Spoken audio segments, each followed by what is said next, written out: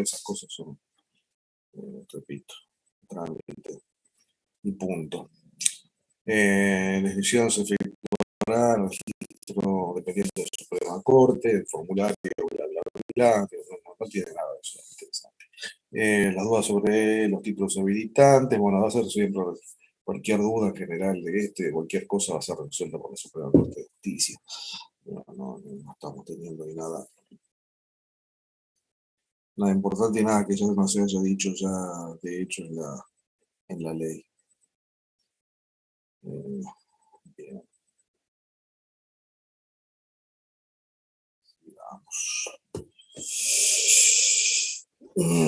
El periodo de inscripción, esto es importante, el periodo de inscripción se extenderá desde el primer día hábil del mes de marzo hasta el último día hábil del mes de abril del año en que se realice el llamado. La inscripción tendrá vigencia a partir del 1 de febrero del año siguiente a la solicitud y hasta tanto el perito no renuncie o sea dado de baja, se mantendrá en el registro. Al efecto de autorización prevista en el artículo tal, se incluirán en el registro las nuevas inscripciones solicitadas. Los peritos que ya estuvieran incluidos en la nómina tendrán que inscribirse nuevamente en los sucesivos periodos, debiendo aportar solamente los nuevos elementos o modificaciones que consideren pertinentes. O sea, el periodo se abre en el momento en que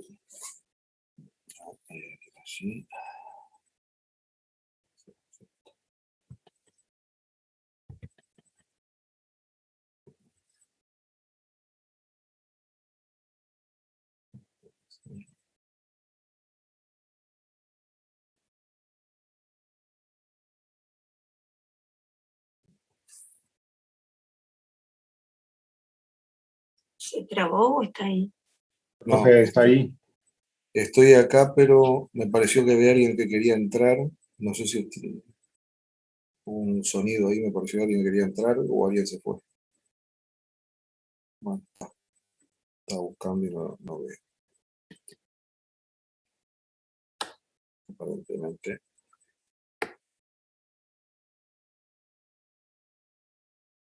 No hay problema. Bueno, está, sí. Un sonido ahí.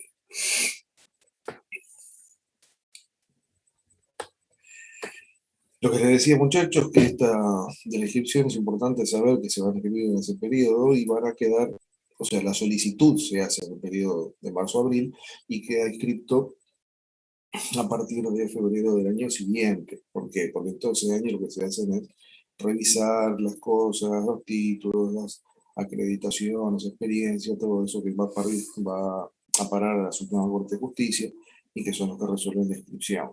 Después lo que se dice ahí en definitiva es que una vez que se esté inscrito en el registro de peritos, no hace falta volver a inscribirse. Uno queda en el registro de peritos hasta tanto se lo dé de baja o quiera darse de baja voluntariamente el perito. En un momento dice, no quiero trabajar más en esto, no me interesa, se va, se dice, se dice que se desea dejar de pertenecer y listo, se firman los papeles al respecto. Cuando se esté escrito en el registro, en los sucesivos periodos, lo único que hay que hacer es aportar los datos, los nuevos elementos o modificaciones que tengan la persona que se registró. Por ejemplo, cambio de domicilio, cambio de forma de ubicación, teléfono, correo electrónico, cosas por el estilo. O sea, los datos personales que se dieron en el formulario de inscripción, si en algún momento cambian, hay que hacerlo. Actualizar el registro y ya está.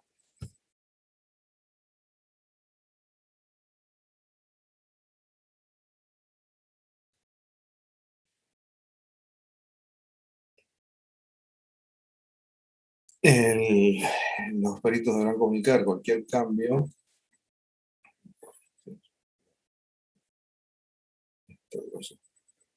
Admitir a uno todo un tema. Los registros deberán comunicar dentro de los 15 días hábiles de producidos los cambios que tengan que informar, los deben comunicar dentro de los 15 días. Todos los postulantes deberán cumplir los requisitos establecidos en el capítulo tal, acreditando su especialización o idoneidad para el cumplimiento de la actividad. Eso es obviamente lógico. En todos los casos, los peritos deberán presentar al momento de registrarse los certificados requeridos por las normas legales o administrativas para el ejercicio de actividad se propone. En el caso nuestro, en el caso con contadores y otras profesiones universitarias, como dije en su momento, se presenta el título universitario y ya está. Después para cada especialización, bueno, para cada especialización, la Suprema Corte determinará cómo se inscribe cada uno. Los peritos inscritos en el registro de peritos deberán prestar sus servicios de forma gratuita respecto de las partes que actúen amparadas en el beneficio de auxiliatorio de pobreza o asistencia letrada brindada por defensoría de oficios. Acá es un pequeño gran problema, pero están comprendidos en la que de la ley. O sea, si les toca un caso en el cual son sorteados y las partes o la parte que pide la pericia no es solvente, no tiene forma de pagar. Y bueno, lamentablemente, como dice allí, habrá que hacerlo de forma gratuita. Son parte de las reglas. La presente reglamentación se publica en el diario oficial, las bases y formularios serán también puestos a disposición, bla, bla, estos trámites. Se confeccionará la lista provisional con la totalidad de las solicitudes que reúnan las exigencias establecidas, clasificadas por profesión, especialidad y categorización, que se exhibirá en el registro por 5 días hábiles. Dentro de los 5 días hábiles siguientes, los interesados podrán solicitar las aclaraciones que estimen pertinentes. Cualquier impugnación debidamente documentada deberá ejercerse entre un plazo operatorio de días contado a partir de la fecha, bla, bla, bla. En definitiva, será resuelto por la Suprema Corte. O sea, una vez que una persona donde se ingresa en el registro, se arman los listados, se pone a disposición, se publican se publican los datos de las personas que pretenden entrar al registro de peritos y cualquier interesado puede llegar a impugnar la presentación de las personas, los plazos que se manejan allí, con motivos fundados. Bueno, eso queda a criterio de la Suprema Corte. O sea, no te diga, bueno, está, sí, lo conozco, no me gusta la cara de este y no quiero que sea perito. No, no, eso no es así. Así no funciona. Pero si conoce a una persona y entiende que su idoneidad no es necesaria, que no tiene los antecedentes morales y éticos como para estar en el registro, por ejemplo, y bueno, está. Obviamente que con pruebas podrá hacer la impugnación por escrito y la Suprema Corte de Justicia la te va a resolver. Se creará una comisión evaluadora integrada por 3 miembros. La comisión evaluadora es la que va, en definitiva, a asesorar al respecto del ingreso a este registro. Un miembro es un representante de la Suprema Corte, después el segundo miembro, representante de la Asociación de Magistrados del Uruguay, y el tercero, un representante de los peritos integrantes del Registro Único de Peritos. ¿Sí? Ahí tenemos entonces cómo se integra la comisión evaluadora. En el caso de estos últimos no se designa un representante, o sea, los peritos representan un representante, el mismo será designado por la Suprema Corte de Oficio. Serán cometidos de la comisión evaluadora a confeccionar el registro único de acuerdo a los previstos en los artículos tal, asesorar a la Suprema Corte de Justicia en los casos previstos en tal y tal. O sea, la comisión evaluadora que se integra de esa manera lo que hace es conformar, mantener el registro, en el caso de las inscripciones, asesorar a la Suprema Corte en cuanto a la pertinencia de la inscripción, si están de acuerdo, si existen inconvenientes o cualquier cosa que estimen conveniente hacerlo saber a la Corte. La Suprema Corte de Justicia proporcionará los recursos materiales y humanos para hacer funcionar esta comisión. Profe, a ver si me quedó claro. El objetivo de esta comisión es básicamente asesorar a la Suprema Corte en lo que refiere al registro único, o sea, va a determinar si un perito presenta causal de inhabilitación para sacarlo del registro.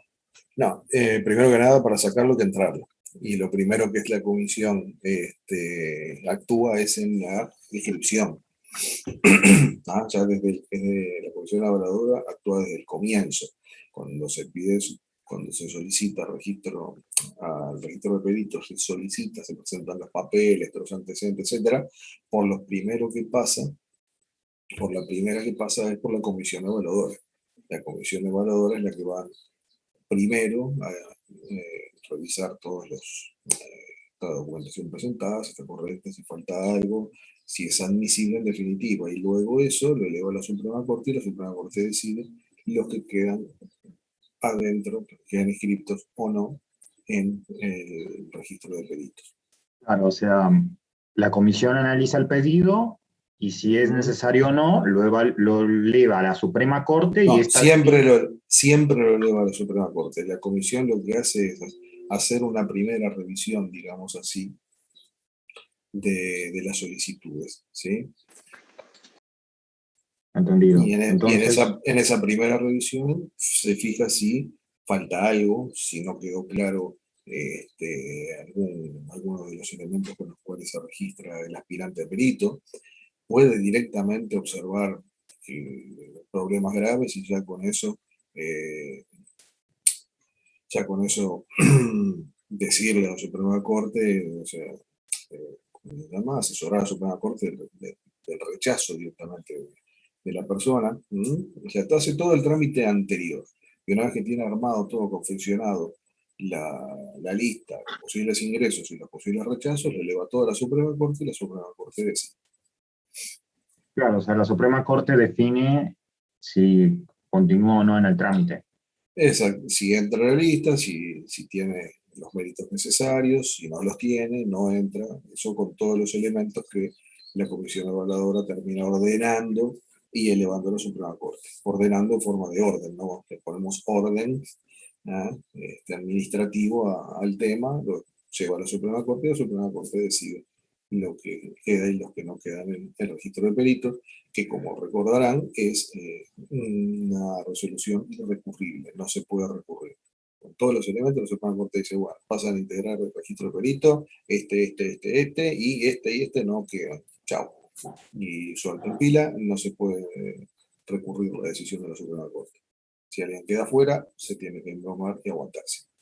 Claro, hay que ver si se acepta o no el recurso.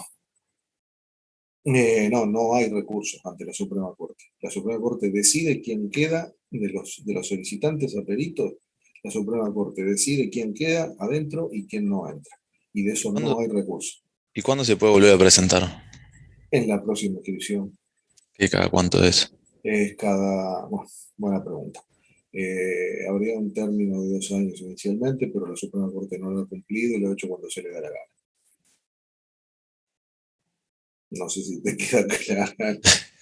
No, quedó claro, profe, me quedó claro. He sido muy explícito, pero les digo la realidad. La reglamentación habla de cada 2 años, pero en los hechos no ha sido así. Sí, quedó claro, profe. ¿Ah? Entre todos, así veo que dicen la Suprema Corte proporcionará a la Comisión los recursos materiales, humanos, bla, bla, bla, bla, bla. No están ni los materiales, ni los humanos, ni el presupuesto. O sea que cada vez que se arma una comisión evaluadora, se arma con muy buena voluntad de 3 personas y hacen lo que pueden. Les digo la realidad, lo que por supuesto no pongan algo tan explícito como lo que les acabo de decir.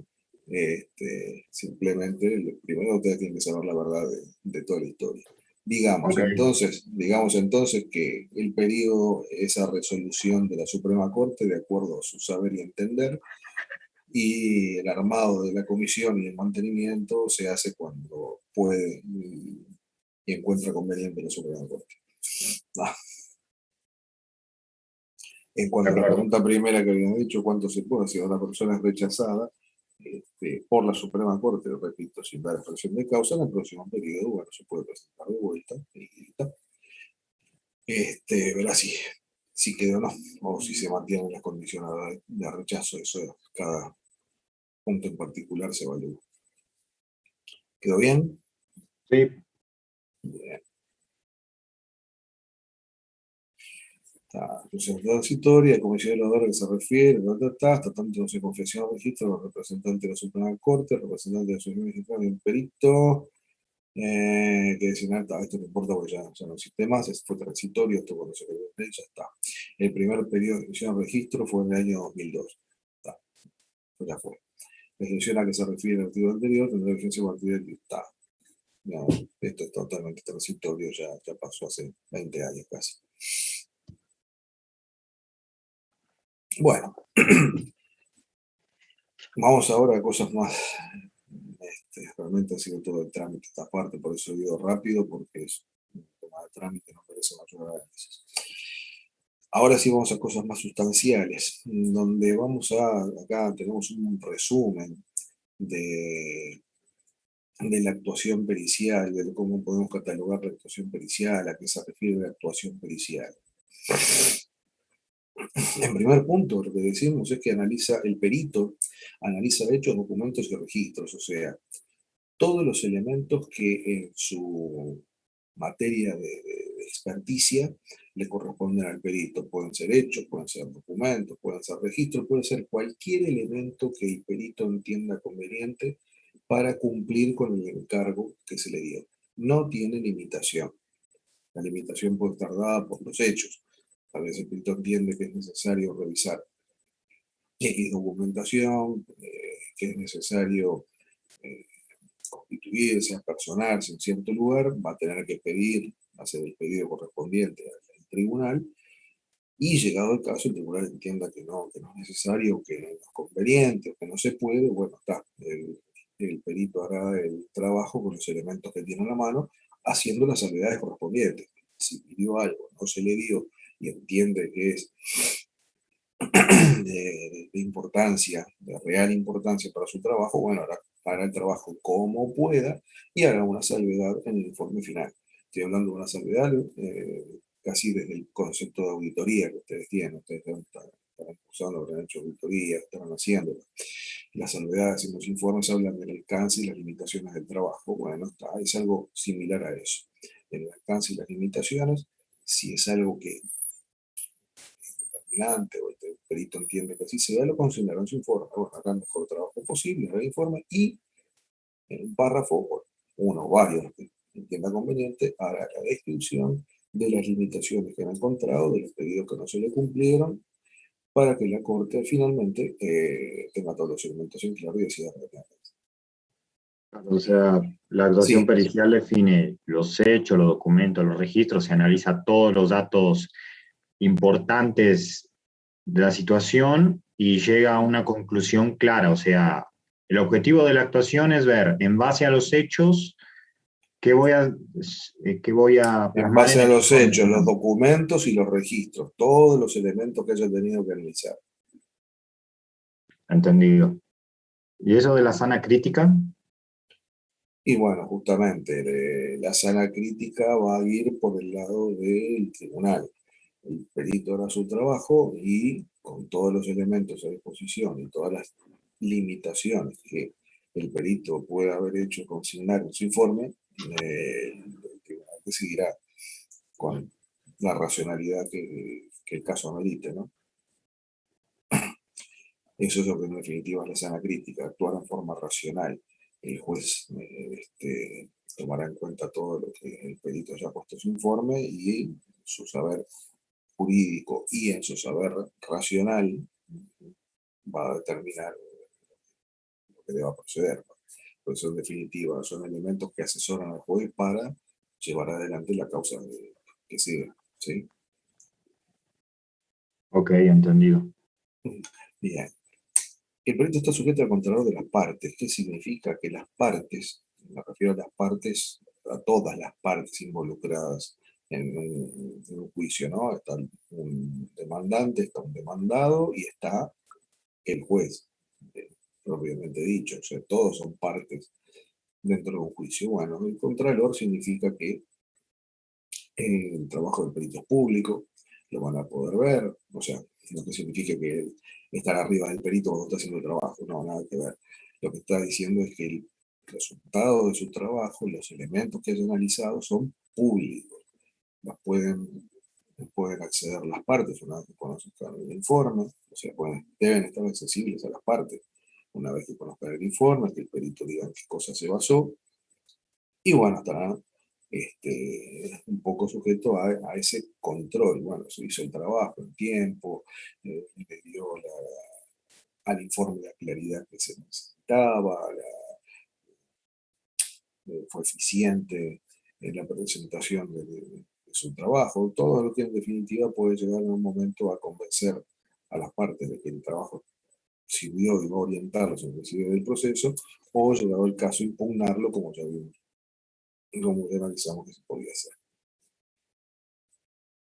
El perito concluye en un informe claro, conciso y ajustado al objeto del proceso y de la prueba. O sea, lo dijimos la otra vez, hay que ser claro y tener el objeto de la pericia muy claro, porque lo que uno va a concluir es en relación al claro objeto de la pericia. Como dije en la clase anterior, uno tiene que tener claro qué es lo que va a hacer. Y después, en relación a lo que va a hacer, circunscribirse únicamente al objeto de la pericia. ¿Ah? Si a uno le pidieron observar, en el caso nuestro, el mayor de la cuenta del cliente tal del año 2000 al 2020, ni va a hablar del cliente X, que no sea el pedido, ni va a salirse del periodo de 2000 a 2020. Cualquier cosa que haga por fuera de ese objeto puede ser recurrido o impugnado por las partes. En definitiva, perderse el trabajo del perito, perder el O sea tiempo, que perder el esfuerzo. Sí, te si escucho. en la investigación esa que haces encontrás alguna otra cosa, pero no está dentro del objeto, no lo puedes poner como una salvedad o como una llamada, lo tenés que dejar y no hacer una llamada, digamos, no poner nada en el informe. Bueno, ahí tenemos elementos prácticos. Vamos a hacer lo siguiente. Si lo que encontramos no tiene absolutamente nada que ver con el objeto de la pericia, hay dos caminos: que sea una ilegalidad manifiesta o que no sea una ilegalidad manifiesta. Si no es una ilegalidad manifiesta, nada se puede hacer, nada se puede tocar, nada se puede poner en el informe porque lo invalida. Y si es una ilegalidad manifiesta que pueda ser observada o vista por cualquier ciudadano, en ese caso, como cualquier ciudadano, estaremos obligados a hacer la denuncia correspondiente. ¿Ah? Pero si en nuestro trabajo accedimos a registros o elementos que no están a la vista ni son accesibles al resto de los humanos comunes y mortales, no podemos entrar a poner ni a informar nada que no sea del objeto de la pericia.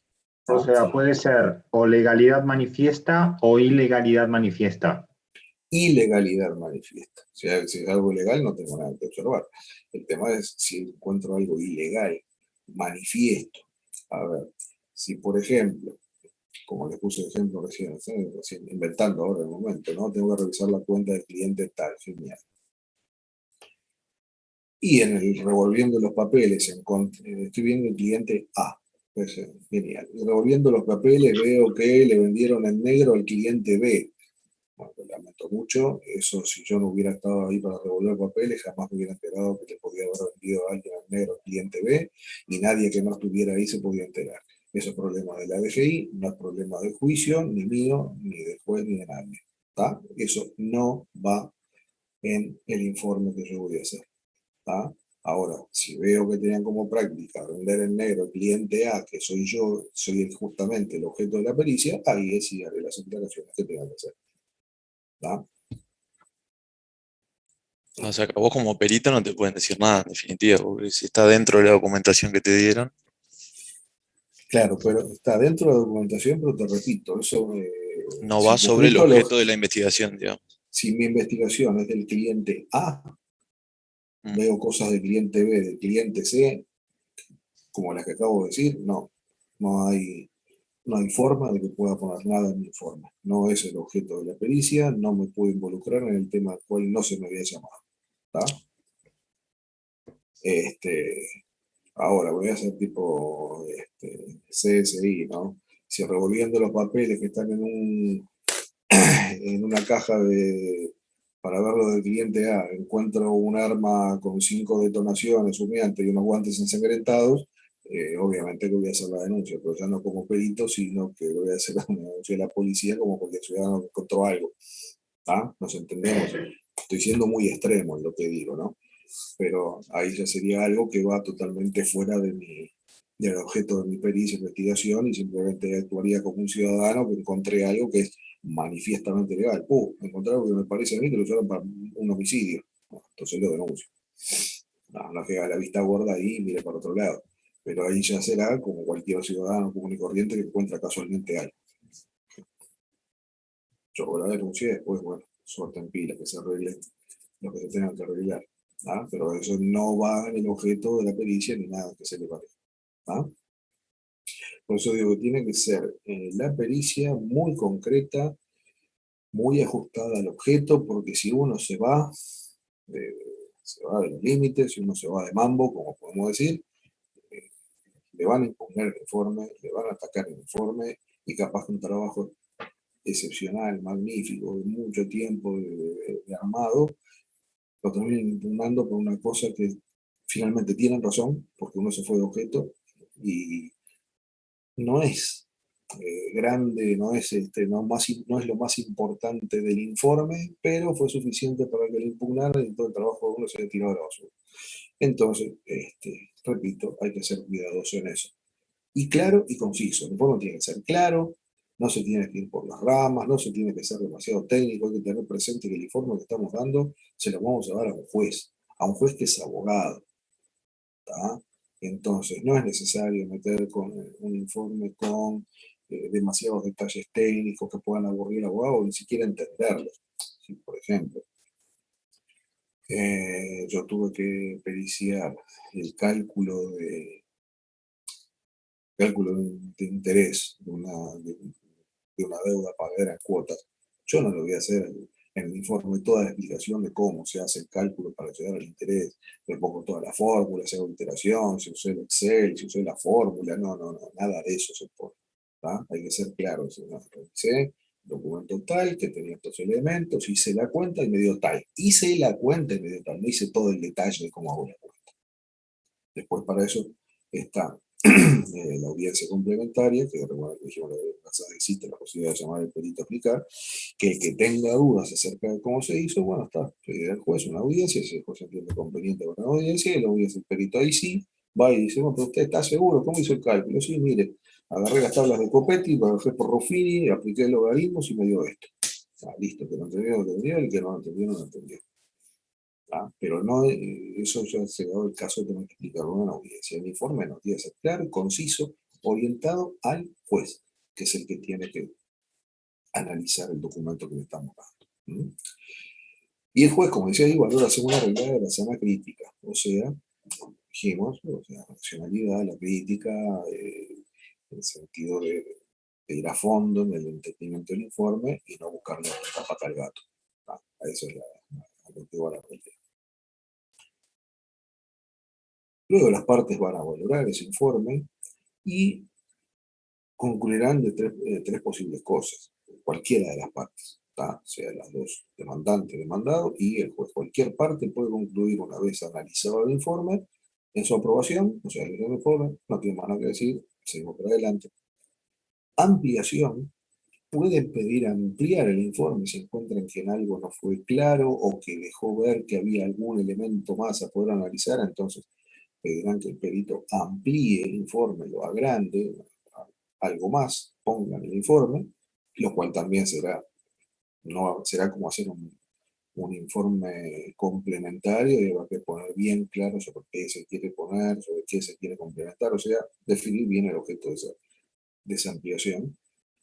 Y la tercera posibilidad es la impugnación, que alguna de las partes, el juez no va a impugnar. La impugnación simplemente se refiere a las partes demandante o demandada. Alguna de esas partes entiende que el informe está mal, que está notoriamente o fuera de lugar, o no fue hecho con la diligencia suficiente, o que tiene errores técnicos, y bueno, le impugnarán, dirán, no estoy de acuerdo por esto, y el juez va a resolver.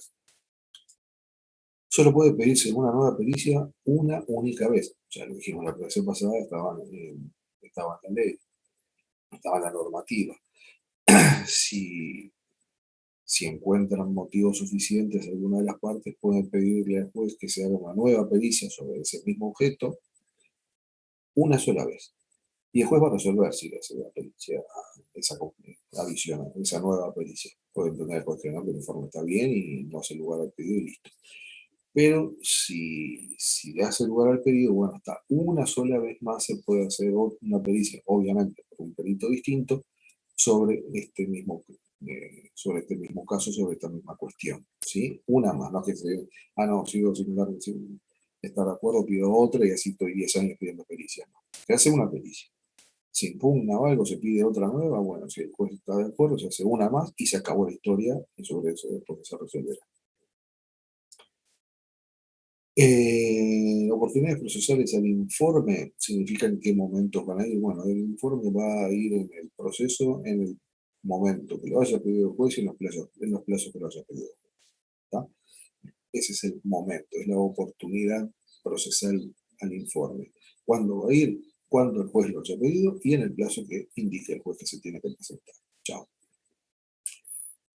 Exhortos y cartas rogatorias, esto es cuando, estos son términos jurídicos, que significa cuando hay un tribunal que le pide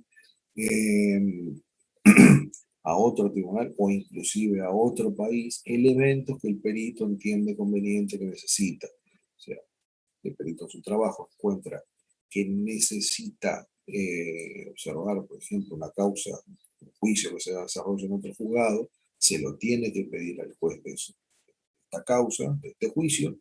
Si el juez lo entiende conveniente, elevará una nota a otro juzgado y le pedirá los elementos o pedirá que le muestren al perito los elementos del otro juicio. Eso es una carta rogatoria. Exhortos se está hablando ya. Perdón, eso es un exhorto, lo que dije recién, eso es un exhorto. Una carta rogatoria estaríamos hablando a nivel internacional, cuando hay que comunicarse con autoridades de otros países. En definitiva, tanto uno como otro significa pedir a otras personas fuera del juicio, digamos así, que se permitan analizar elementos que están en otro lado, como en otro juicio o en otro país. Dentro de ese Sí, exhorto que estás pidiendo, ¿no? sí, ¿Podés pedir también la ampliación del plazo que dispuso el juez para presentar la sí, información?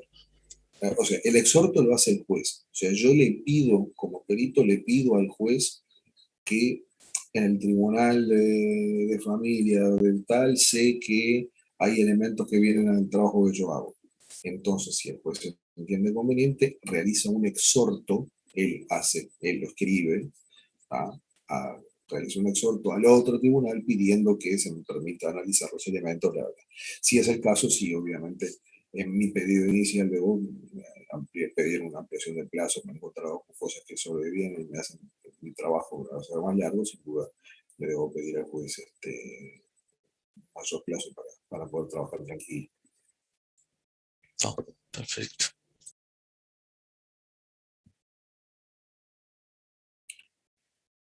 Entonces, en la práctica, podríamos definir estas 8 etapas básicas en el trabajo pericial. Si lo resumimos un poco esto que hemos dicho, diríamos que tendríamos estas 8 etapas, estos 8 pasos. Primer paso, primera etapa, la designación del perito por el tribunal. Designa perito. Segundo paso, la aceptación del cargo por el perito. Tercer paso, posesión del cargo con el alguacil, o sea, una vez que el perito va al juzgado, dice sí, acepto, firme acá, bueno, hay otro paso formal, que es la formalidad jurídica, que es que el alguacil del juzgado toma nota y toma posesión del cargo del perito. Punto 4, aclaración del objeto de la pericia. Se da cuál es lo que hay que hacer, cuál es el trabajo, y en ese punto, como les dije, el perito hará todas las aclaraciones, los pedidos para que el objeto de la pericia sea claro. 5, recolección de datos y posibles trabajos auxiliares. Eso en el caso de que el trabajo sea engorroso y el perito solicite al juez la asistencia de los auxiliares y el juez entienda pertinente que que exista autorización y bueno, está, el perito va a tener auxiliares a su disposición, si no, no. Si no, no va a haber. O sea, el juez es el que decide en definitiva si el pedido del perito de tener auxiliares para su trabajo es procedente o no.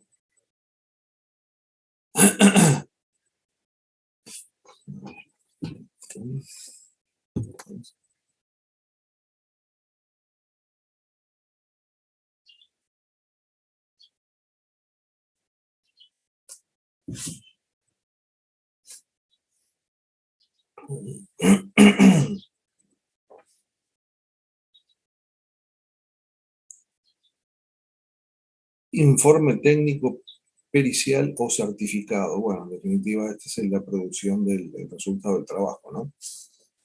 Hacemos el informe de la forma que habíamos dicho que surge, el tipo de informe posible. Paso 7, audiencia complementaria de declaraciones del dictamen ante las partes. El antes, no es antes, es ante las partes. Audiencia complementaria de declaraciones del dictamen ante las partes y el tribunal.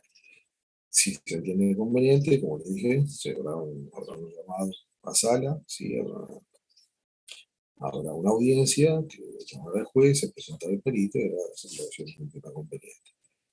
Y el último paso será la ampliación o aclaración de la pericia, como dijimos, o eventualmente una impugnación de una nueva pericia. Estas son en definitiva las etapas que diríamos podemos ordenar. Podemos ordenar en cuanto al trabajo pericial. Bueno, antes de seguir para adelante, vamos a ver temas administrativos, muchachos. Voy a pasar la lista.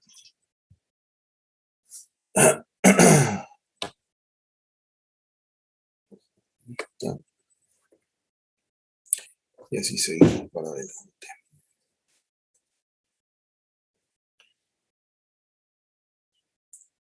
A ver, por favor, Berchesi, Federico.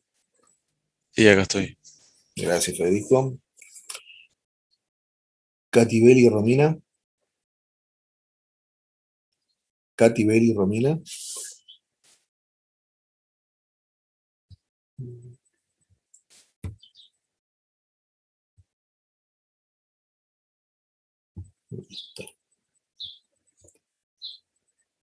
Gandolfo, María Luciana. Gandolfo.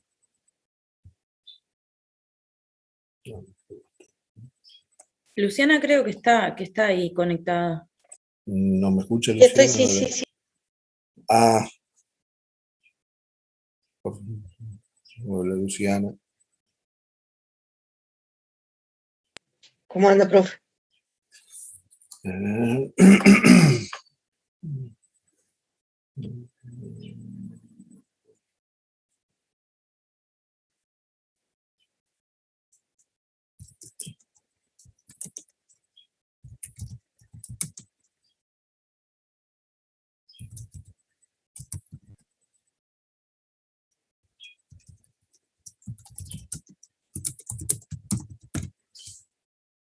Bien. Sigo.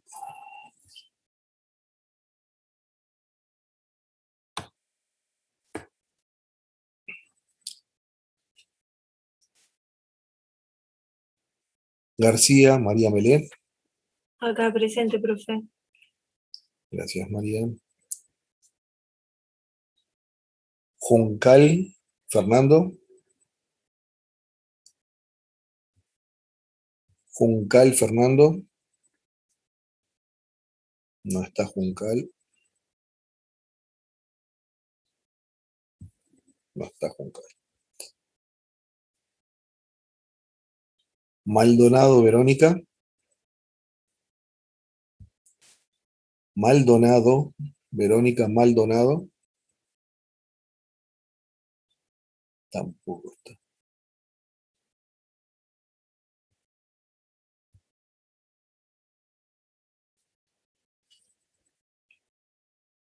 Peón, Yamila. Peón, Yamila. Tampoco está.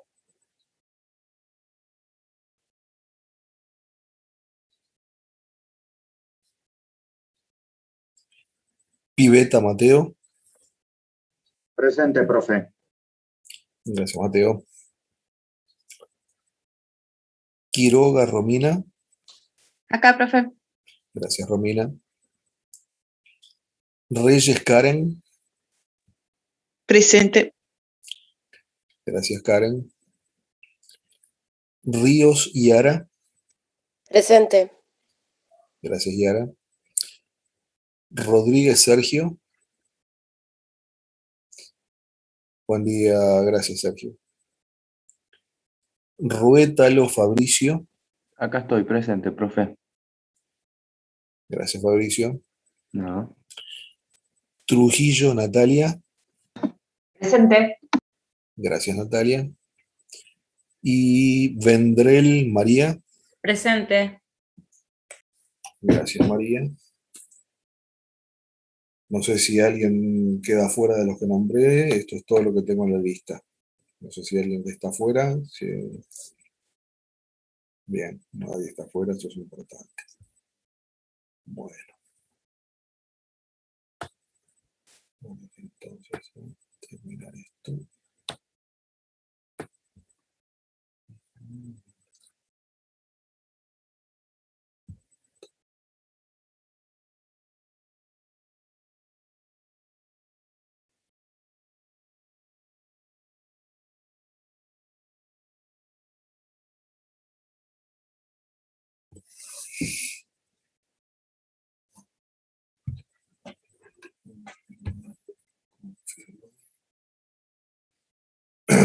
Está lento esto, pero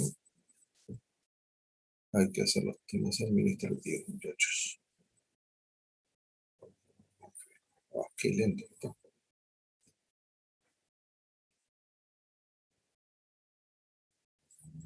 Estoy acá, miren que no me dormí. Estoy esperando que esto me dé el ok. El sistema.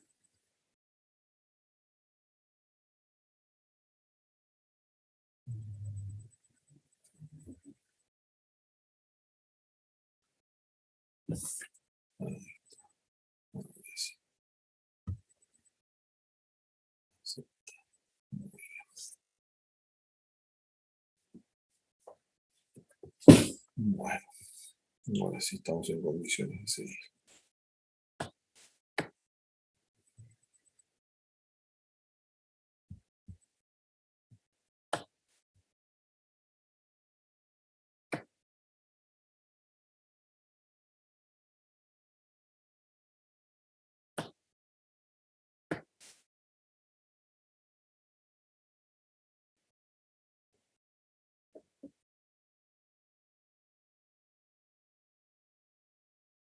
Bien.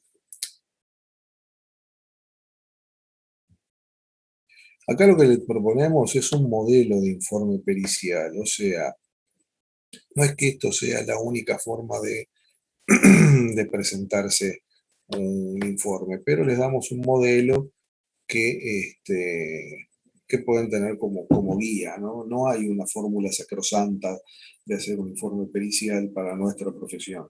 Si bien, por ejemplo, los escribanos tienen modelos exactos de cómo tienen que hacer certificaciones, los abogados lo mismo, en la profesión nuestra, en nuestra profesión de contador no hay modelos legales apegados a una regla única de cómo hacer una pericia. Entonces, dado que eso no existe, acá lo que proponemos es un modelo, una idea de cómo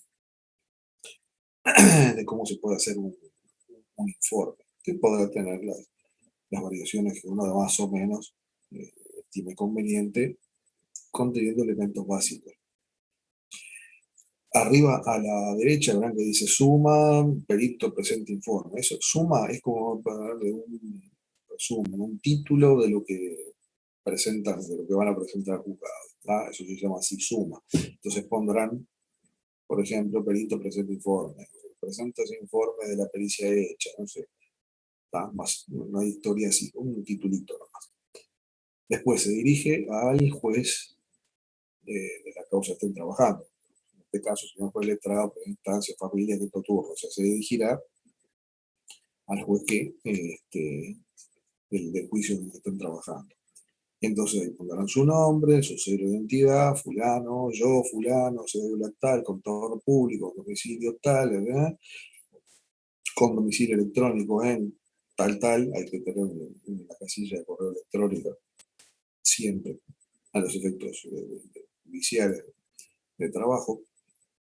Nombrado perito en autos caratulados, fulanito, contra, menganito, porción conyugal, tal, expediente, número, tal, pim, pum, pam, se ponen todos los datos del juicio en el que se está trabajando. Se presenta al juez Digo, que paso a exponer los resultados de las tareas periciales de acuerdo al siguiente esquema de exposición. Y bueno, después de eso es como el encabezado, digamos así, ¿no? Una vez hecho esto,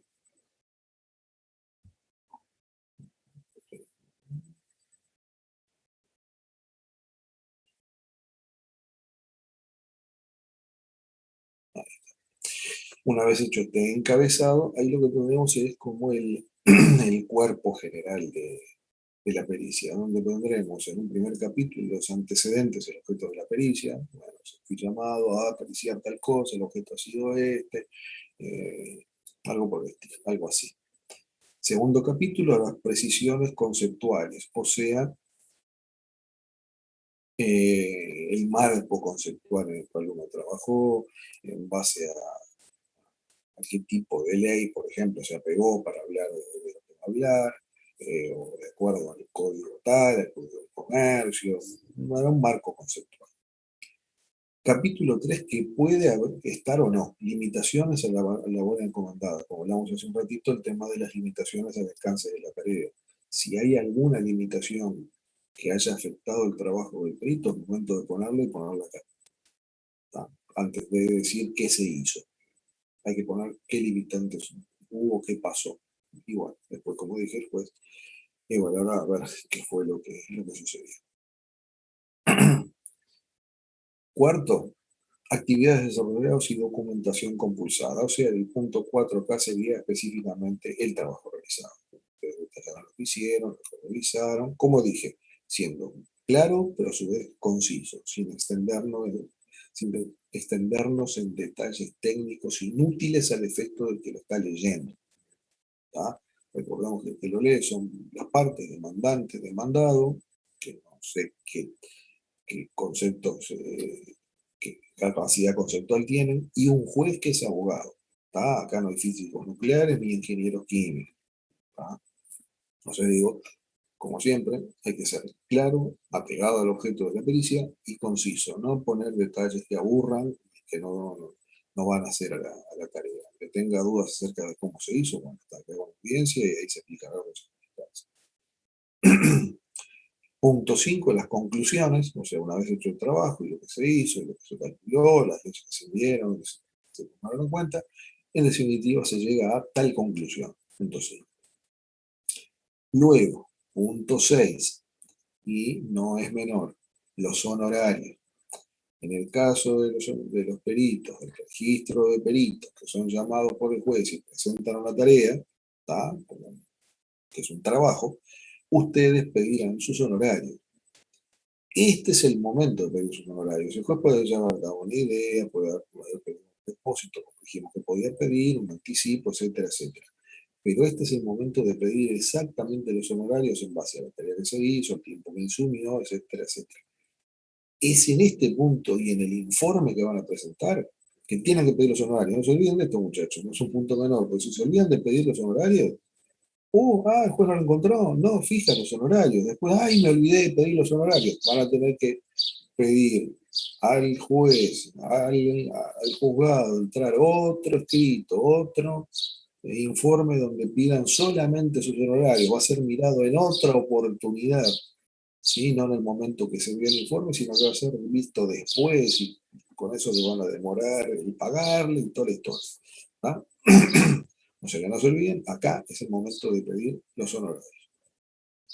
Y por último, el punto 7, si corresponde o se entiende inconveniente adjuntar algún cuadro, alguna gráfica, algo que a ustedes les parezca, algún anexo que les parezca que ayuda al entendimiento del informe, es el momento de ponerlo allí. Por todo expuesto, al señor juez solicito, tengo que presentar en tiempo y forma el presente informe con su correspondiente anexo y se regulen los honorarios en tanto más IVA o IVA incluido, eso como ustedes quieran. Pero en definitiva, 1, no se olviden de poner los honorarios en en el punto como les nombré allí. Y 2, en el petitorio, en el resumen final, el petitorio es como si el resumen final. El resumen te dice, primer punto, tenga por presentado, ya acá presenté el informe y cumplí con mi trabajo. 2, pido, en base a lo que yo calculé ahí en el punto 6, pido que mis honorarios se regulen en tantos pesos más IVA o IVA incluido. No se olviden del IVA. Porque si ustedes no ponen nada, el juez va, en caso de que le haga el ok y de como horario que ustedes solicitaron, les va a dar esa cifra. Y esa cifra después ustedes, uy, me olvidé el IVA. Ah, loco, marchaste, eso quedó con IVA incluido y sacá tus impuestos de ahí. Suerte en pila. ¿Ah? La cifra que ustedes presenten es siempre calculándole y agregándole el IVA. Si ustedes quieren 100.000 pesos más, IVA total 122.000 o 122.000 IVA incluido. ¿Ah? Pónganlo como quieran, pero acuérdense de que el IVA hay que incluir. Si no, marchamos. Formalidades de la presentación. ¿Qué formalidad se habla ahí? Bueno, esto el tema lo presente si tienen que presentar un escrito de juzgado, se hace de esta forma. Al perito no le corresponde tributos judiciales, no hay que poner timbres ni timbres judiciales, nada al respecto. Eso no va para los peritos. Sí corresponden timbres profesionales. El timbre profesional común, un solo timbrecito, 210 pesos de un informe común y corriente. ¿Va? Y luego se presenta, esto ya es una formalidad de la presentación física. ¿Cómo se presenta? En una hoja A4, se presenta en hojas A4, y con todas esas salvedades que dice ahí. Una vía para la sede, una para el perito, una para cada parte, donde va a haber un mínimo de 4 vías, ¿sí? Porque tienen una para la sede, una para el juez. Una para el perito, ¿por qué? Porque cuando entreguen esto, ustedes se van a hacer sellar esa vía como que lo recibió el juzgado. No es que se lo reciban después en mano propia, no. Ustedes llegaron, lo dan a un juzgado y un funcionario, lo van a recibir, acá tienen todos los papeles, genial. La vía del perito selladita, firmada, sellada y firmada por el funcionario, que es la prueba de que ustedes tienen de que en tal fecha presentaron su informe. Y una vía para cada parte, demandante y demandado, o sea que por lo menos va a haber 4 vías, una para el juez, una para ustedes y una para cada parte. Capaz que hay varias partes en pugna, pueden ser 6, 7, 8 partes, bueno, habrá tantas vías de su informe como partes haya, pero como mínimo entonces van a ser 4. Y luego, como dice allí, los márgenes con esas medidas, superior, inferior, que derecho, son lo que hay que hacer, tal como indica la reglamentación administrativa. Número de líneas, 28 líneas por página, ni más ni menos, y se escritura anverso y reverso, o sea, se escritura la hoja de los dos lados.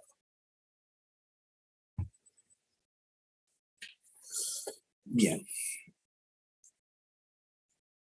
Una vez, este punto lo que habla es del incumplimiento de la responsabilidad profesional, o sea, en caso de que un perito no cumpla con su encargo en tiempo y forma, no lo haga correctamente, no haga con la responsabilidad debida, no cumple con el plazo que se le da, cumple,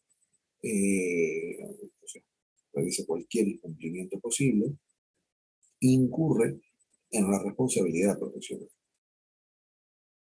El fundamento de derecho está en las obligaciones, siendo derecho generador de arrendamiento de obra y de servicio. Uno está obligado a resultados y medios. ¿Qué significa? Está obligado a proporcionar un resultado, que en este caso muestra en el informe. Está obligado a usar los medios correspondientes, está obligado a usar los medios técnicos adecuados para cada caso, porque si no, puede ser impugnado por las partes, o sea, habrá impericia, ahora el informe estará mal hecho, o el informe no tendrá el cuidado y el alcance necesario, si no usó todos los medios técnicos que correspondan, ¿sí? O sea, esa obligación uno tiene entre un arrendamiento de obra, que en definitiva está regulado por el Código Civil. Incidencia de la carga de la prueba del daño y la responsabilidad. Bueno, la parte que entienda que hubo responsabilidad del perito por una mala praxis, digamos así, será la que tenga que presentar las pruebas correspondientes, ¿no? La carga de la prueba es por parte de quien alega algo. Si alguna parte dice, no, este informe es incompleto, está mal hecho, no fue hecho con el cuidado correspondiente, bueno, tendrá que hacer por escrito, presentarlo al juez formalmente y poner pruebas de lo que dice. No, no me gusta porque no me gusta. ¿No? A alguien no le va a gustar. Tengan claro que el informe de ustedes a alguien no le va a gustar. Está hablando de partes en pugna, hay alguna que va a tener razón y otra que no va a tener razón. Entonces, el que no tiene razón normalmente no le gusta el informe, pero aguántese, no me gusta porque no me gusta. Lo pueden impugnar porque esté mal hecho, no porque el resultado no sea de su agrado, ¿no? Y bueno, después en cuanto a las posibilidades diversas de responsabilidad, son las 4 que se mencionan allí. Hay una responsabilidad penal, eventualmente, donde habrá intervención del Ministerio Público, llegado el caso que sea más allá de una falta involuntaria, problemas en el informe, problema de calidad en el informe, pero no ser hecho con malicia, con dolo o con intención de hacerlo mal. Si eso fue el caso, si hubiera un dolo, una malicia, una intención de hacerlo mal o de sesgarlo hacia alguna parte, obviamente va a haber una responsabilidad penal del delito. Después una responsabilidad civil entre las partes si perjudica a alguien con fundamento, en el sentido de haber hecho mal el trabajo, no haberlo hecho con los requisitos técnicos y la seriedad que corresponde, etc. Hoy, después una tercera posible responsabilidad es obviamente disciplinaria ante el juez. El juez puede en sí mismo observar el informe del perito, puede comunicarlo a la Suprema Corte, pueden pedir la exclusión de registro en el caso de una mala praxis. Y una responsabilidad ética ante organismos públicos o profesionales. Y, por ejemplo, nosotros estamos afiliados al Colegio de Contadores, hicimos un trabajo con pericia, con desidia, no haciendo todo lo que teníamos que hacer, bueno, eso será causa de una falta ética que ante el Colegio de Contadores alguien podría denunciarlo, ¿no? Porque en definitiva está haciendo quedar mal a la profesión de contador.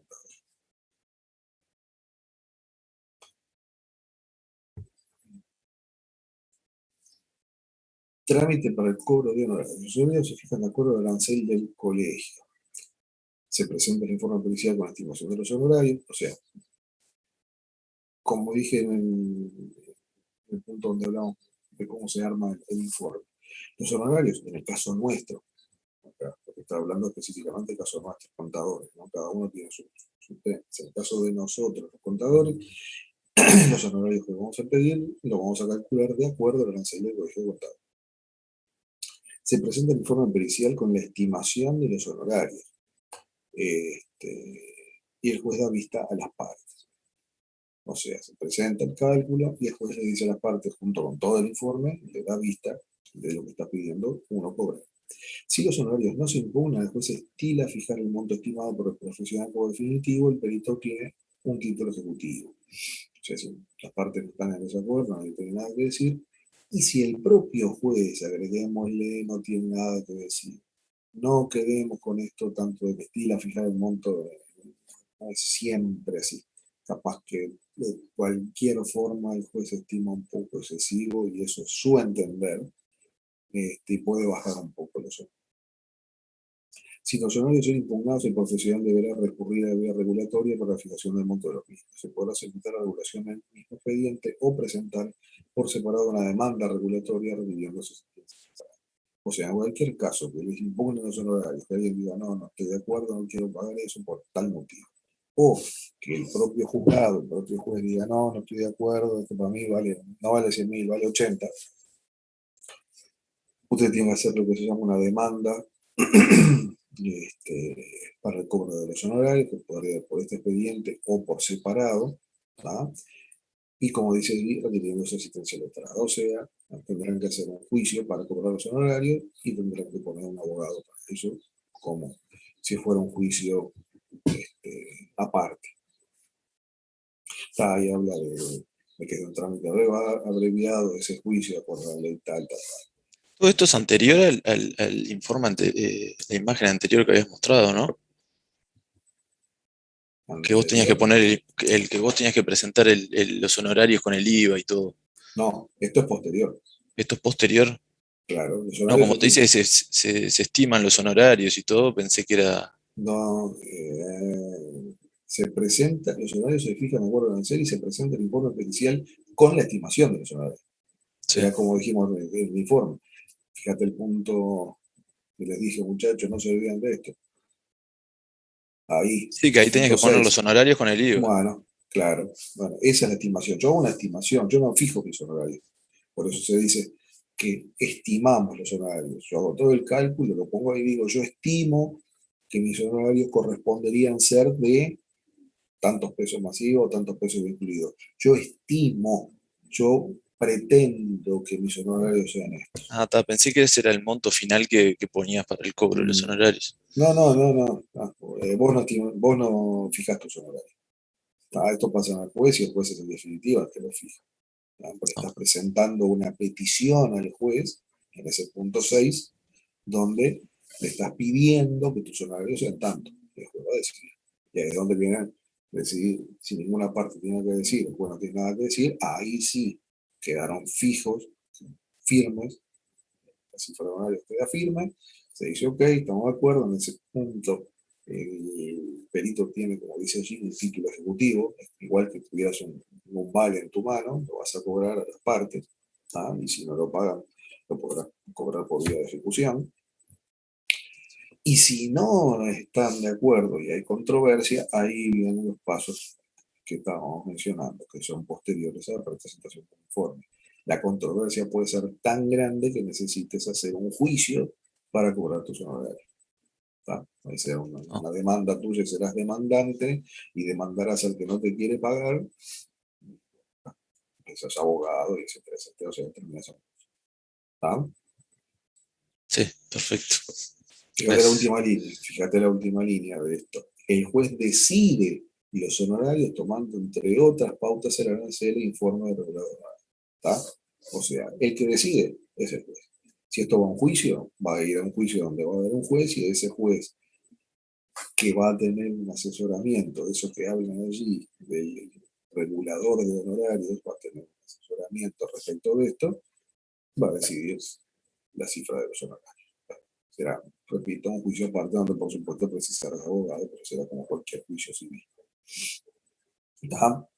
¿Se entendió esto, muchachos? Esto es posterior a la presentación del informe. Ustedes tienen que poner ese capitulito, yo quiero tanto de honorarios, ¿sí? Pero después se resuelve los horarios, que lo resuelve el juez y teniendo en cuenta lo que es las partes y algunos son criminales, meterle palos a la rueda.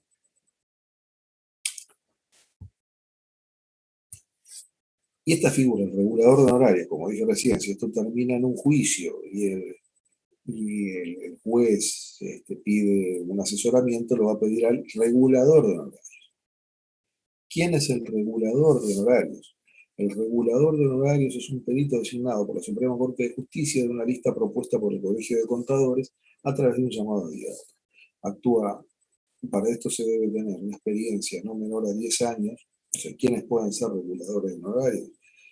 Obviamente contadores que tengan una actuación, una experiencia no menor de 10 años, que hayan actuado en el ámbito judicial en no menos de 5 designaciones, que tengan un mérito adicional por participar en comisiones técnicas del colegio, tanto contador como al interior, y la retribución de este perito se se fija en función de las obras trabajadas. En el caso de los honorarios de contador, que sus profesiones tienen sus soluciones individuales. En el caso de los honorarios de contador existe el regulador de honorarios, que es un contador propuesto por el colegio de una lista y la Suprema Corte elige, bueno, está bien, de la lista que nos proponen, nos quedamos con este fulano, listo, ya está. Que debe cumplir esas condiciones.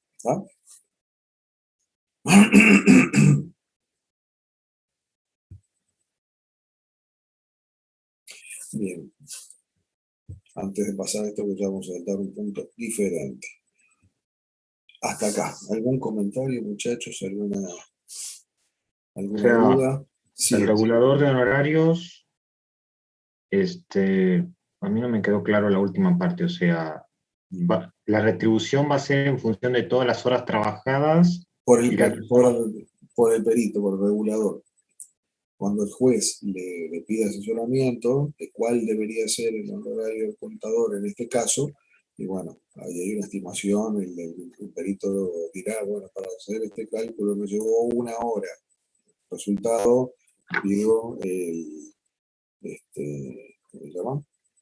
Pido el honorario de 1 hora, se acuerdan que eran 3.000 y pico de pesos, 4.000, algo así, no lo tengo presente en la cabeza.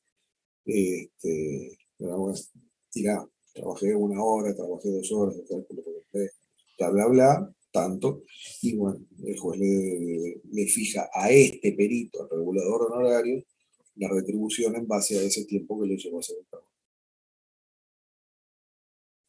¿Era esa la pregunta? Sí. ¿Sí? Sí. Este es repito, es un asesor del juez en caso del juicio que eventualmente haya para cobrar los honorarios. ¿Cómo se llama? Si las partes impugnaron, si pasó algún problema, que no aceptaron el honorario solicitado por el perito. Está claro esto, ¿no? No es que siempre se vaya a pedir la asistencia del regulador honorarios. ¿Está? ¿Se entendió esto? ¿Se entendió, muchachos? Sí, sí. Bueno.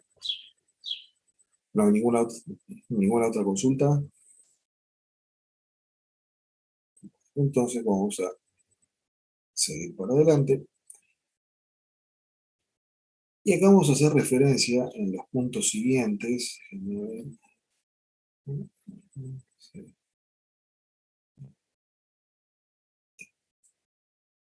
las próximas transparencias vamos a hacer referencia a unas leyes especiales que hablan de la actuación preceptiva del contador. En esta primera ley, en definitiva, no es solamente del contador, vamos a ver que habla de otras profesiones.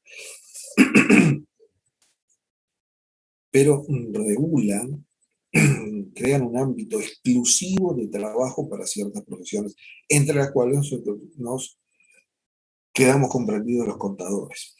Fíjense lo actual de esta ley, ¿no? La primera ley que aparece allí, nuevita, la 5.566 de 1917, no había terminado ni siquiera la Primera Guerra Mundial, pero es una ley que está vigente.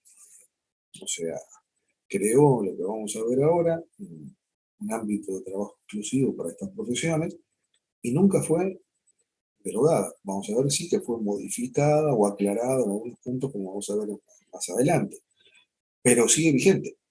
Entonces, esta ley, que tiene más de 100 años, a esta altura del partido 104, ¿no? Tiene 104 años, sigue estando vigente.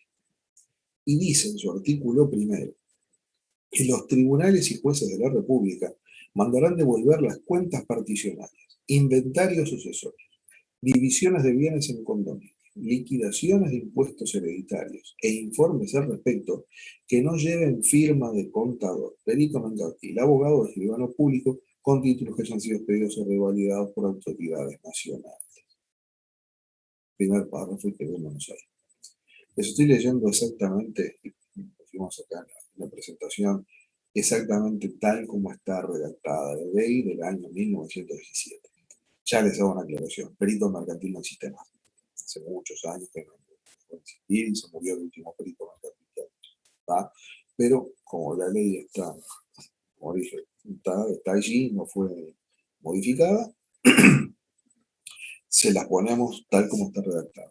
Pero somos salvados, perito mercantil no existe. Entonces, quiere decir que cada vez que llegue a un tribunal de la República, cada vez que llegue a un juez de la República, sea el que sea, porque se dice tribunales y jueces, o sea de primera instancia, sea de alzada, o sea, tribunales de apelaciones, sea de la materia que sea, civil, penal, de familia, lo que sea, en el momento que sea y a la altura que sea, de apelaciones, a la Suprema Corte, lo que sea. que lleguen a alguno de estos elementos que aparecen allí enumerados, deben llevar, y acabo la aclaración, informe del profesional actuante que está dicho allí. Contador, abogado, escribano. Nosotros, como ustedes saben, hace mucho tiempo los contadores no firmamos nada. No firmamos papeles de otros contadores. Ponemos la firma al informe o a un balance hecho por otro, no le ponemos la firma. No existe eso. Nosotros los contadores hacemos informes específicos, informes de compilación, si son contables o lo que sea, eso usted lo tiene claro en la auditoría. ¿Ah? Nosotros no le ponemos la firma a nada. Nosotros adjuntamos informes donde damos la opinión o certificamos ciertas cosas. ¿Está? Entonces, esto que está allí enumerado, y lo repito, cuentas particionarias, esto estamos hablando de herencias, vamos a ver más adelante en el curso, vamos a ver.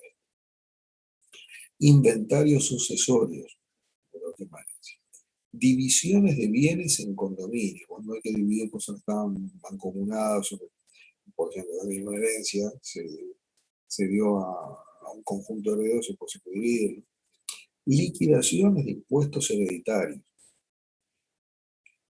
e informes al respecto, cualquier cosa que tenga que ver en base a estas cosas que están allí numeradas, deben llevar al informe de contador, abogado o escribano.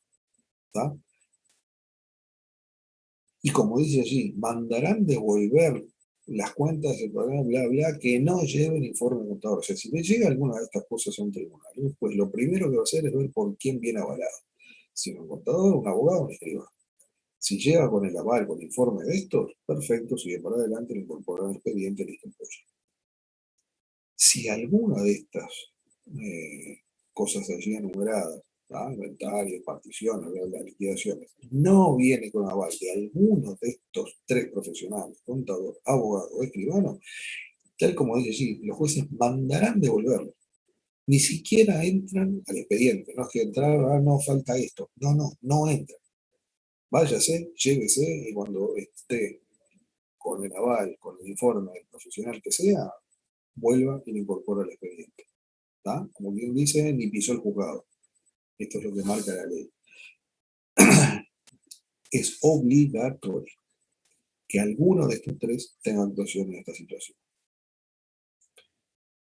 La parte que presenta el informe espera a quien elige, siempre que sea un contador, un escribano, un abogado. Eso es problema de la elección de que presenta alguna de estas cosas.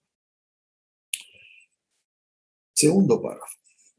Los mismos jueces, o sea, los jueces de todo el país, devolverán las liquidaciones, inventarios, rendición de cuentas, balances comerciales, sus anexos, informes de carácter mercantil que no lleven firma de contador o perito notable. Perito fuera, quedémonos con contador. Y no lleven firma fuera, informe de contador. Hablando en términos naturales, ¿sí? Entonces, lo que está diciendo es que cualquier liquidación, inventario, rendición de cuentas, estados contables, y que balances comerciales, hoy diríamos estados contables, sus anexos e informes de todo tipo financieros, informes de carácter mercantil, hoy diríamos informe financiero de cualquier tipo, deben llevar informe de contador. Si no, pasa lo mismo, devolverán los inventarios de liquidaciones, bla, bla. O sea, ni pisan, ni pican, ni entran al expediente. Llegó, no está con informe de contador, váyase, vuelva cuando lo tenga. ¿Ah? O sea que entonces tenemos, por un lado, un ámbito de actuación preceptiva que está reservado tanto a contadores, abogados y escribanos. Hoy compartimos en esas materias, compartimos ese ámbito reservado de actuación con los abogados y con los escribanos. Pero en el caso de estados contables y cualquier cosa que tenga que ver con empresas, informes financieros, rendiciones de cuentas, ¿sí? Deben ser, eso sí, exclusivamente agregados con informe del contador público. Ahí sí tenemos un nicho de actuación legal exclusivo de los contadores públicos. ¿Ah? ¿Se entiende esto entonces? ¿Se entiende, muchachos? Sí, profe. ¿Ah? Hay una parte del primer párrafo que compartimos con el Vagos Escribano. Este último párrafo es exclusivo nuestro. ¿Ah? Y hubo durante años algunas malas interpretaciones, y lo digo con nombres y apellidos, hubo escribanos, abogados que ponían su firma, entre comillas, en liquidaciones que tengan que ver con empresas, de lo que sea, o remisiones de cuentas que tengan que ver con el ámbito empresarial, eso es el mercantil, repito, palabra actual diríamos empresarial, y lo tomaban, no, se estaban pasando la ley por arriba del juego. No es problema de esas otras profesiones, esto es exclusivo de los contadores públicos. Bien. Artículo 2. Este era el artículo primero de esta ley, ¿no? Ah, el artículo primero era esto. Artículo 2. Todo nombramiento pericial que sobrecompulsa de libros o cualquier otra cuestión de contabilidad mercantil o industrial hagan los tribunales y justicia de la República recaerá en contador público titulado como en los casos anteriores. Repito, todo nombramiento de perito sobre compulsa de libros o cualquier otra cuestión empresarial, que dice contabilidad mercantil industrial. En definitiva, sobre cualquier cosa de empresarial, contabilidad de una empresa, situación, informe financiero, situación financiera de una empresa, digamos con las palabras del día de hoy, cualquiera de esas cosas recaerán, el perito debe ser necesariamente un contador público. ¿Ah? Registro de peritos, registro de historias, bueno, hay que revisar cualquier cosa que tenga que ver con la contabilidad o compulsa de libros de una empresa, el perito debe ser un contador público, no puede tener ninguna otra. O sea, no puede ser un perito mercantil. No existe más. Ya hace muchos años no se dictó y el último perito mercantil se murió el siglo pasado. Así que olvídate de la palabra perito mercantil. Vuelvo a decir lo mismo, está ahí porque no somos quienes nosotros para entender la ley, pero nunca se modificó y la palabrita está allí. Olvídate del perito mercantil, no existe nadie más.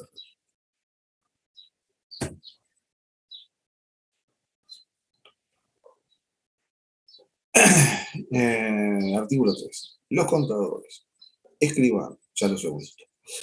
Contadores, escribanos y abogados no podrán excusarse de dictar sin justa causa los nombramientos de oficio. Esto es como en otros casos.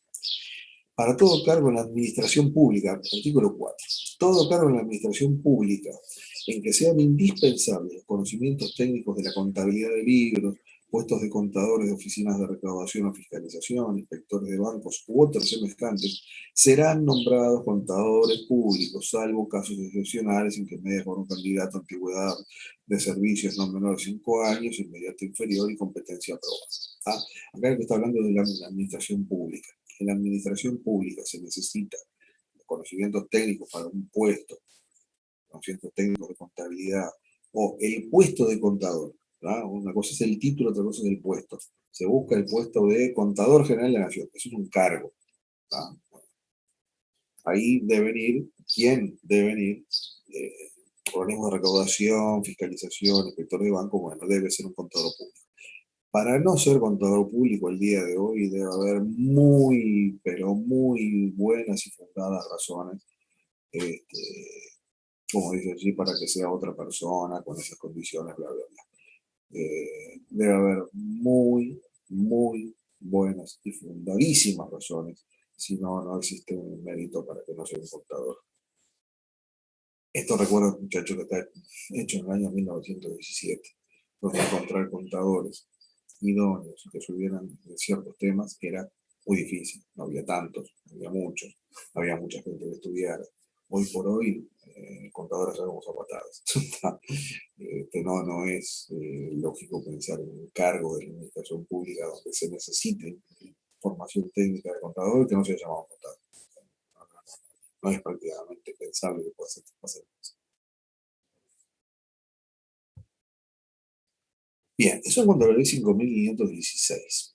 Ahora, la ley 12.802 de 1960, estamos más actualizados, venimos mucho más para acá, nos saltamos 50 años casi, agregó aclaró algunas cosas que tienen que ver con la 5.566. La ley 12.812, en el artículo 115, dice que los organismos públicos no darán curso a ningún balance, rendición de cuentas o estados contables que no tengan certificación de contador público. Vieron, ayornamos los términos. Se está yendo en el mismo sentido de la 5.566, pero se están ayornando términos a situaciones como las que, como las más actuales, donde dicen, nos certificamos, hacemos informes, ¿no es cierto? ¿Ah? Los organismos públicos, y acá ya cambiamos el ámbito. Vieron que la 5.566 hablaba de tribunales y jueces de la República. Bueno, acá ya agrandó el espectro. Acá directamente ningún organismo público, no solamente tribunales judiciales, sino ningún organismo público, ningún organismo del Estado, ministerio, lo que sea, darán curso, o sea, no darán entrada a ningún balance, rendición de cuentas o estados contables que no tengan certificación de contador público. Dicha certificación será debidamente fundada, estará ajustada técnicamente a reglamentaciones de otros organismos. O sea, hoy por hoy a las obligaciones de cada tipo de informe técnico que ustedes conocerán de auditoría que son necesarios. Existen en otras profesiones.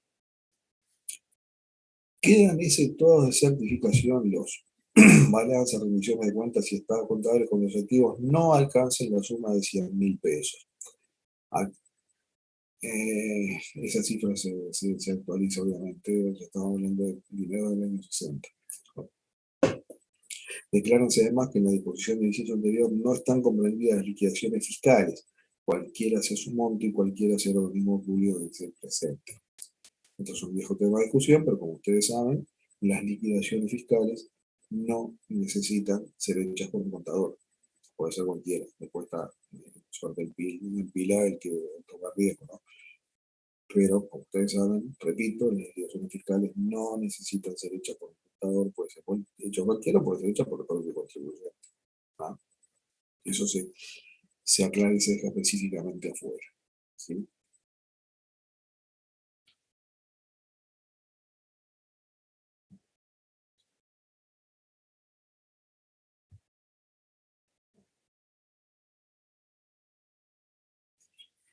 Y bueno, como les dije, acá hablábamos de que quedan exceptuados de la certificación de contador, los balances, condiciones contables, que los activos no alcancen los 100.000 pesos.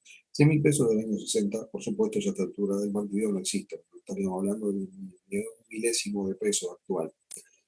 Entonces, lo que hizo la ley 16.170 del año 90, en su artículo 706, fue interpretar y darle un nuevo valor a este monto mínimo. Dice que fíjense en 6.000 unidades reajustables cotizadas a la fecha de cierre de los respectivos estados, el monto correspondiente a los activos de los balances, rendiciones de cuentas y estados contables exceptuados de certificación de contador de acuerdo a la ley 12.802. ¿Está? O sea, la ley dice que hay que presentar a todos los organismos públicos estos informes con certificación de contador. Quedan exceptuados de hacerlo aquellos cuyos activos sean inferiores a, y ahí vamos a esta, cuyos activos sean inferiores a 6.000 unidades registradas. ¿Está? Y ahora sí quedó fijada el monto. Cualquier informe, revisión, estado contable que se presenta a cualquier organismo público que no alcance las 6.000 unidades registrables, no está obligado, en su activo, no está obligado a llevar informe de control. ¿Ah? Ahí sí los organismos podrán darle curso.